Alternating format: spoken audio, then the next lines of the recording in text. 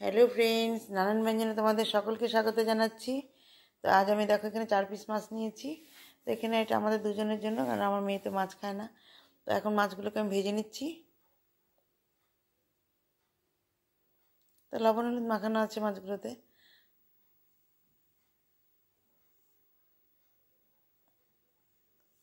তো মাছগুলো ভেজে এখন উঠিয়ে নেব। তো একটু উল্টে পাল্টে দিলাম।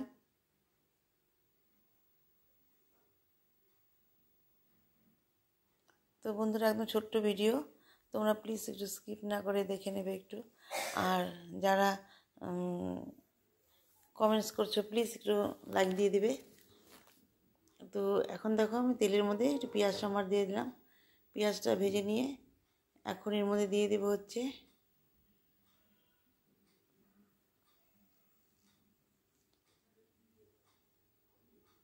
এখানে কিন্তু আমি অল্প কালো জিরা ফোড়ন দিয়েছি।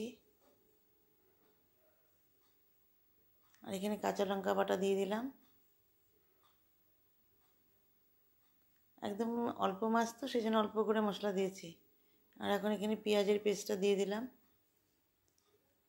আর এখানে অল্প একটু রসুনের পেস্ট দিয়ে দিলাম, দিয়ে একটু ভেজে নিচ্ছি।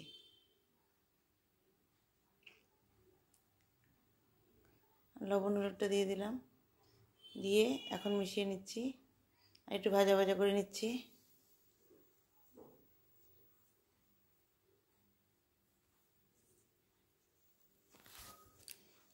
এখন এখানে জিরে গুঁড়ো, ধনে গুঁড়ো আর অল্প লঙ্কার গুঁড়ো দিয়ে দিলাম, দিয়ে একদম মশলাগুলোকে কষিয়ে নিচ্ছি।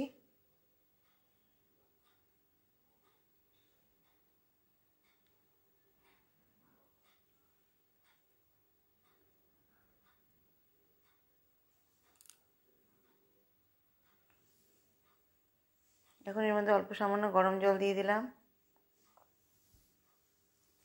গরম জলটা দিয়ে মশলাটাকে একটু ভালো করে কষিয়ে নেব। একটু ফুটে উঠলে আমি এখানে মাছগুলোকে দিয়ে দেব।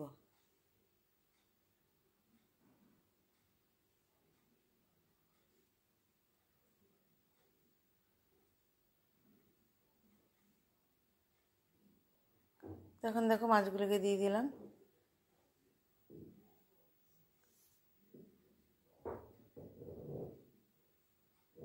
তো মাছগুলোকে দিয়ে এখন আমি এটাকে একটু ফুটিয়ে নেব। এভাবে আমার রান্নাটা প্রায় হয়েই গেল বন্ধুরা। এখন আমি খালি এর মধ্যে একটু